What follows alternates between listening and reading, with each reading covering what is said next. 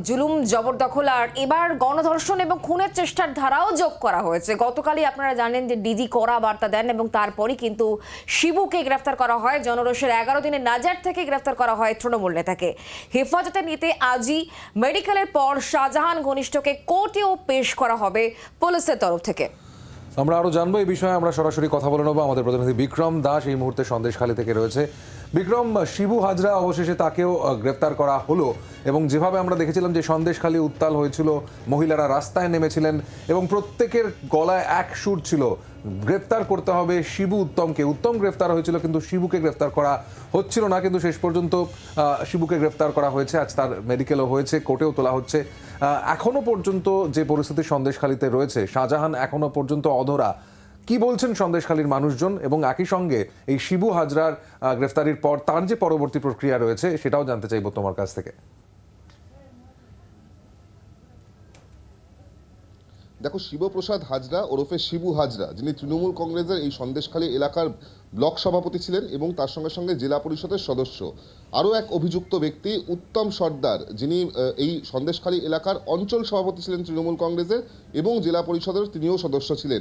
দুজনেই কিন্তু গ্রেফতার হয়ে গিয়েছে এবং দুজনের বিরুদ্ধেই গণধর্ষণের অভিযোগ আনা হয়েছে একেবারে খাস রাজ্য পুলিশের তরফ থেকেই। তার সঙ্গে সঙ্গে খুনের চেষ্টা ধারাও কিন্তু তাদের বিরুদ্ধে আনা হয়েছে। আজকেই তাদেরকে আদালতে পেশ করা হচ্ছে, যেখানে পুলিশ তাদেরকে নিজেদের হেফাজতে নেওয়ার জন্য আবেদন জানাবে। কিন্তু কেন এই গণধর্ষণের ধারা নিয়ে আসা হলো, কেনই বা খুনের চেষ্টার ধারা নিয়ে আসা হলো, জানিয়ে রাখবো যে যারা গ্রামের মহিলারা, যারা কার্যত যে জনরোষ তারা দেখিয়েছিলেন, সেখানে কিন্তু প্রথম দিন যখন গ্রামের মহিলারা বিক্ষোভ করছিলেন হাতে লাঠি ঝাঁটা বাঁশ নিয়ে, তাদের কিন্তু যেটা মূল দাবি ছিল, মূল অভিযোগ ছিল যে এই শিবপ্রসাদ হাজরা এবং উত্তম সর্দার এবং শেখ শাহজাহান এরা কিন্তু গ্রামের মহিলাদেরকে রাত বিরতে ডেকে পাঠাতেন এবং পার্টির মিটিংয়ের নাম করে পার্টি অফিস থেকে শুরু করে ফার্ম হাউস, কখনো ভেসেলের মধ্যে তাদেরকে ডেকে পাঠিয়ে রাতভর তাদের ওপরে শারীরিক এবং মানসিক নির্যাতন করা হতো, যৌন নির্যাতন করা হতো, এমনটাও কিন্তু অভিযোগ তোলেন তারা। এবং অবিলম্বে এই শিবু এবং উত্তমকে গ্রেফতারের দাবি তারা জানায়। প্রথম দিকে পুলিশের তরফ থেকে বলা হচ্ছিল যে কোনো সেক্সুয়াল অফেন্স তারা পাননি, কোনো সেক্সুয়াল অফেন্সের কিন্তু তথ্য তাদের কাছে আসেনি। এমনকি যখন এই মহিলারা বিক্ষোভ দেখাচ্ছিলেন প্রথম দিন, সেই সময় কিন্তু পুলিশের তরফ থেকে বলা হয় যে শিবু হাজরা এবং উত্তম সর্দারের বিরুদ্ধে কোনো স্পেসিফিক অভিযোগ নেই।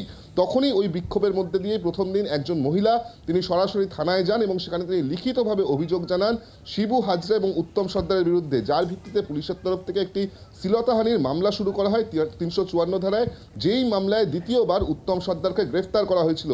কিন্তু এরপর যখন ওই নির্যাতিতা মহিলাকে আদালতে নিয়ে যাওয়া হয় গোপন জবানবন্দি দেওয়ার জন্য, সেখানে কিন্তু তিনি বিচারকের সামনে বা ম্যাজিস্ট্রেটের সামনে সম্পূর্ণভাবে মুখ খোলেন এবং যখন সেই বয়ান বা সেই জবানবন্দি পুলিশের যিনি তদন্তকারী আধিকারিক তিনি দেখেন, তারপরেই কিন্তু এই বিষয়টা রাজ্য পুলিশের তরফ থেকে সিদ্ধান্ত নেওয়া হয় যে ওই যে স্টেটমেন্ট, যে 164 স্টেটমেন্ট, তার ভিত্তিতে কিন্তু গণধর্ষণের মামলা যুক্ত করা হবে। এবং সেই অনুযায়ী গতকালই দেখা যায় যে গণধর্ষণের মামলা অর্থাৎ 376D এবং তার সঙ্গে সঙ্গে 307 খুনের চেষ্টার ধারা পুলিশ অ্যাড করে এই শিবপ্রসাদ হাজরা।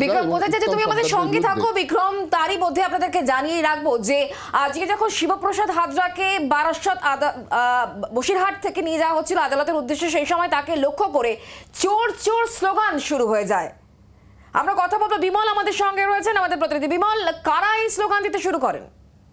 তো এটা সাধারণ মানুষই বসিরহাট থানায় গতকালকে রাতে ন্যাজাটে গ্রেপ্তার করার পরে বসিরহাট থানায় নিয়ে আসে।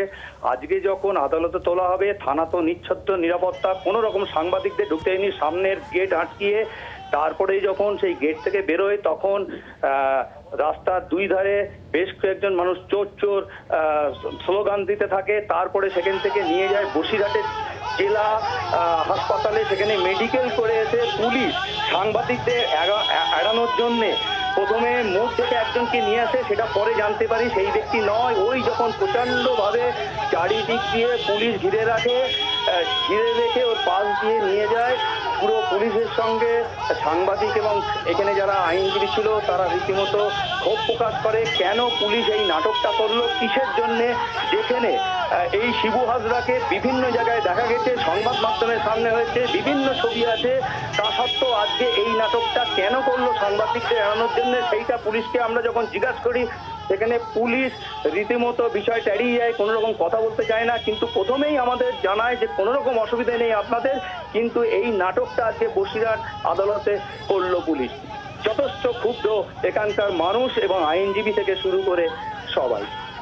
ধন্যবাদ বিমল। যে ছবি আপনারা দেখতে পাচ্ছেন, আজকে শিবপ্রসাদ হাজরা তাকে কোর্টে পেশ করার আগে থানা থেকে যখন মেডিকেল চেক আপের জন্য নিয়ে যাওয়া হচ্ছিল, তখনই বেশ কিছু মানুষজন তারা জড়ো হয়ে গিয়ে চোর চোর স্লোগানিং শুরু করে দেয়।